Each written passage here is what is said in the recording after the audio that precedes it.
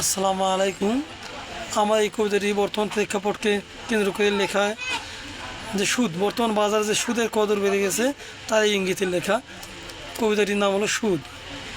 এনজিওর সুদ মাসিক, সপ্তাহ, বাজারের সুদ দিন, গ্রামের সুদ ঝগড়াঝাঁটি রসিদবিহীন, ব্যাংকের সুদ বছরে হিসাব, মোবাইলের সুদ নগদ, জমির সুদ মৌসুমে ভাই, সুদে পূর্ণ জগৎ।